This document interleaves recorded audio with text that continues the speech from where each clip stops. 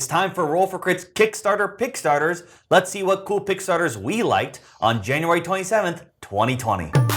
Our first game launch this week is Rocketmen from Phalanx. This is the newest one from designer Martin Wallace. It's a deck building game kind of about the space race. You're all playing as different people trying to get out into space the quickest, establish your entities on Earth so you have the most influence, power, and money to build the best rockets to get out there faster wherever it is you're trying to go to in space. So you're going to be having mission cards, and those mission cards will require certain things to complete them. They may have different requirements. Each player will have their own unique ones. And when you have enough built up to set them off, then you'll be drawing mission cards. And depending on which ones you draw, how many you get to draw based on how well your thing was established, that determines how far you get to go, how many victory points you get, and how well you're doing in the game. What's kind of unique about this one compared to other deck building games is you have your own player board with multiple different sections. When you play cards, they may go to different parts of your board. So if you're paying for something, they'll go to one area.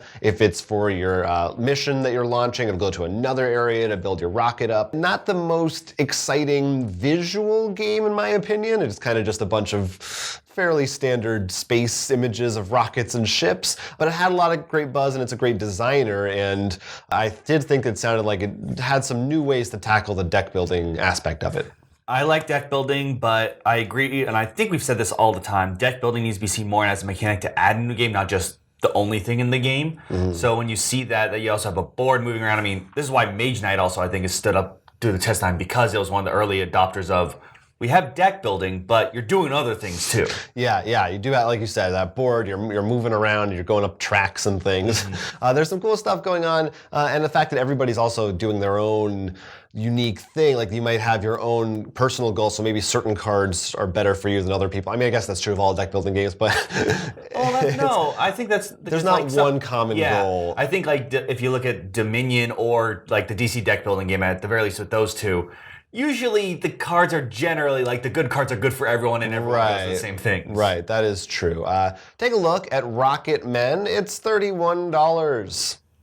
We're now going to return to high school biology. Hear me out. Don't switch to another video. It will be worth it to stay. We're going to talk about Genotype from Genius Games. This is all about Mendel's pea plant research and sort of how he discovered genotypes and how they affect the offspring. The way this is going to work in this game, though, is you are all working and growing pea plants, trying to get very specific different plants and see who can get the most points through that. You're going to do that in this really interesting way of rolling dice. Pretty much that's how the offspring are going to work. And you have the basic 4-square tree, which will tell you that if you roll 2, it goes in this one, 3 in this column, and so forth for different traits. But during the game, you're going to be able to maybe change which parents are out. So maybe one parent is both of the dominant traits, maybe both of the weaker traits, whatever you're looking for in essence. So you can hedge those dice rolls to be what you want. In addition, you'll be collecting them to grow onto the 2 different plants you're growing, and then you'll garden, though I think harvest would probably be a better word to put them in your score pile. And then, of course, you'll be able to buy upgrades like bigger plants, assistants, and whatnot. I mean, this is one of the basic premises of biology, and I think it's done in a really cool, clever way, using the Punnett squares and how you can affect them, in essence, change what the dice rolls will give you. And with a simple premise, I think it's a lot of fun and won't be as bad as high school biology, I swear. I always enjoyed those little Punnett squares. I think there's something fun in that. It is, and it's the most simple one. It's not when you get really complicated with many other genes. Yeah, maybe this will be a fun educational game. Maybe biology teachers could use this as a little project. Actually, that would be a great idea. Yeah. And then the expansion's fruit flies, when you have to then worry about all the other fun stuff you can do to them. Oh yeah, lots of good stuff you can do. This game goes for $39, so still at the really nice medium game price. Check out if you want to help grow some offsprings. My next pick is kind of a cheat because it's actually 2 games in one project. Queen Games is bringing out 2 of their upcoming releases, Zen Garden and Way to Go. These are very different titles. Zen Garden is a tile laying game. Everyone's competing to build the best garden by purchasing different tiles from a marketplace for different prices, and you're trying to meet the requirements of the Emperor, which could change depending on which game you're playing. You actually decide at the beginning how many different requirements you want out to make the game easier or harder. Pretty simple game. You just go back and forth. Everyone draws their tiles that they want, puts them on their board somewhere, and then you see who has the best scoring based on the criteria for that game. The other game is Way to Go. This one is a wacky party game in which one player is blindfolded and they have to draw a line through a maze on a dry erase card. And obviously they can't see where they're going, so it's up to other players to direct them and tell them which way to go. But it's not so simple as just saying, now you go right, now you go left. The other players also will have cards that restrict them in how they can communicate. So some of them might not be able to talk at certain times or in certain ways, so we'll have to tap other players to try to get them to tell the person that now they should move one way or the other. Sounds like kind of super wacky and interesting and weird. Both of these very different, but sounded pretty fun. They're gonna be released soon at an upcoming convention, but this is a way to get them in early and also for a little bit of a cheaper price, which is nice. I don't know, of the two, which I feel like both of those sound like ones maybe you would be interested in trying. I looked at the Zengara one and it looked all right. The party one sounds a lot more fun. I think you get some really stupid, hilarious things. Like I imagine someone going, all right, Democrat, Republican. Like if you can't use left or right or something. Do you know, can you buy these separately? Are they in one box? You can buy them separately they're both around like between $25 and $30, but if you get them both together, it's $61, which is, I think, pretty good. And you also save on shipping, of course, if you do it that way. So take a look, see which one you're interested in. My next pick is Deep Dungeon Games' Nuri's Marvelous Menagerie of the Multiverse. This is another large book with a whole bunch of creatures, but a bit of a twist. Usually when we bring up these books with monsters on them, they're going to have all these crazy large dragons or zombie lich lords, you know, things to fill your dungeon with in a cool way. That's not what this book's about. This is really more about the fauna and life that lives around in these worlds to make it more of a living place. Like, you know, squirrels, deer, the kind of things you really don't think about if you're in that magical world. But in this place, you just see that, no, it's a living world. And to me, that made it really cool. It really does, like a world could be a lot more living. You don't say, you see a squirrel. You could really describe the beast that's there that makes it so it's still living in something similar, but it's actually more in that magical sense.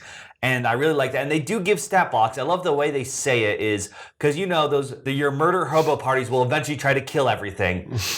And though to me, I do like the stat blocks, not because just to be safe, but one, with these kinds of creatures in there, you could make your campaign a bit more of a survival game. So there's more of that hunting aspect in the eating, which could be interesting. And two, you know, once again, coming from the Rangers or anyone who just wants a pet and doesn't want to play a ranger, that way giving a stat box to these kinds of creatures would be really nice as well. And I think right now they said they have 50, like 10 different amphibians, insects, that kind of stuff, but they've hit their goal, so there's going to be a lot more cool stuff. To me, it just seems like a cool addition to have to really make those outdoor worlds. Maybe not your city.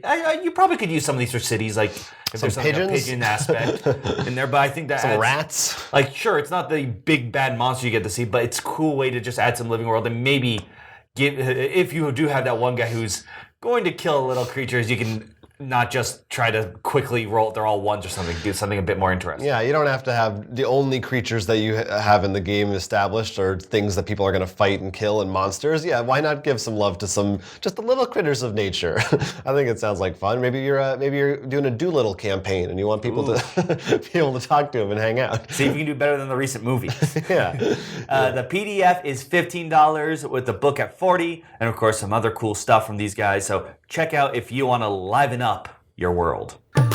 Here's a role-playing game called Cobwebs from Exalted Funeral, and the name of the company and the book should give you an idea of what to expect from this game, something eerie and otherworldly. They describe it as a neo-noir RPG, something akin to maybe the X-Files, but they have a lot of other examples and influences in there. It is a GM-less RPG, so all players involved will be telling the story. Ideally, it's meant for 3 players, one of which will be playing as the investigator, and they have lost lost someone dear to them, they're trying to find them. One player is the Shadow. They're sort of the underworld people that they might meet that will probably hurt them in some way. And then there's the Machine, and that player establishes a lot of the setting, some of the groundwork and what's going on in the world, but all players are going to collaborate together, coming up with story ideas as they go, and you're trying to solve a mystery that will probably turn out to be some kind of occult, supernatural thing in the end. This also comes with a little playmat if you get the physical version,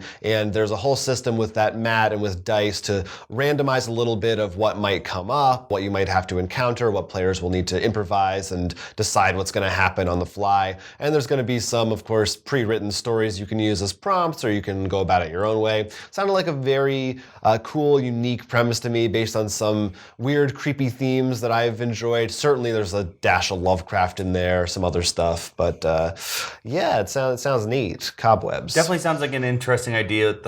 And I don't know, I just like these dark RPGs. I tend to like dark themes if I get to play in them. Whether I am the investigator or the Shadow in this case. There's something certainly different and maybe a little refreshing about not just being the unstoppable hero, that having some danger in there. Well, for me also, I think it's just compared to general horror things, if I had some agency, yeah. I'm fine with the bad things happening because I'm like, I tried. Yeah, we'll see how it goes. Anyway, Cobwebs, you can get it for $12 or for $25. The physical version is an actual box, comes with dice and other stuff in there too. Ending off our Pickstarter is Slow Quest character cards. This is all about helping you generate those NPCs, or in some cases maybe help someone make their PC character. The way it works is you're going to have a deck of cards with different card types. So if you want to make a character, you can draw a card. Like it's an half-orc. He is a trader. He has a positive personality. He has this kind of item. It's really to help you really generate quick characters with quick perks. And of course, it's really easy to maybe lock in a case. So let's say, for example, you wanted to generate something, but you knew it had to be a Dragonborn because you're in a Dragonborn city. You can lock that in and then do the other aspects. So you can sort of make sure this NPC fits whatever role it needs to fit. And as I said, it can help out the actual players as well. Let's say that they're like, I really want to make a ranger, but I don't know anything else. Like, all right, sure, here's what you can do. That way they are sort of, if they're not really sure how to role play and stuff, they have a personality to go with. And then of course, if they're like, don't like that, you're like, okay, well, change that personality for this one. That way, at the very least, you can give them maybe a head start in their character.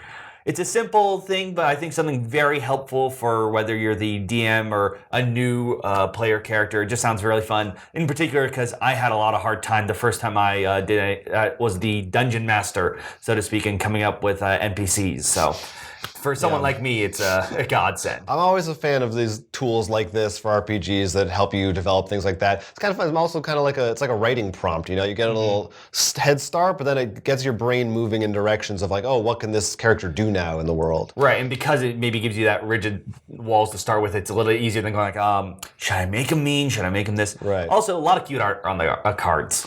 Yeah, so that's pretty good. So this fun deck comes with 18, and it's already hit some stretch goals for more cards. Oh, I can't believe I forgot. It comes with a manual too. I think it's called like the Guide to Interesting People to help you out even more so. So definitely something that can really help you make those characters feel like they're alive instead of just cardboard stand. Let us know what games you're back in this week. I know at least a couple of mine were very like a week or less to go, so you want to jump on those if you're interested in it. And there was some other stuff that we didn't talk about. I saw there's a new 2-player version of The Networks, which I know is really popular, but we haven't had the chance to try that one out yet. And some other projects that maybe you want to talk about that we missed that you'd like to see us discuss. I don't know. Of course, you can let us know in those comments down below. I will say though, if you let us know about one, like you said, that only has a week or so left, we might miss it to talk about. But yeah, well, maybe we'll talk about it just in response on a viewer comments episode. Maybe, yes. Otherwise, we'd love to hear what you're going to be backing or what we missed out on.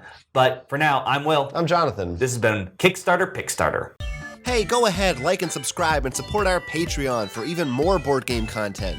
Support us now to hear the audio expansion, where you can hear all the other nerdy things we've been up to.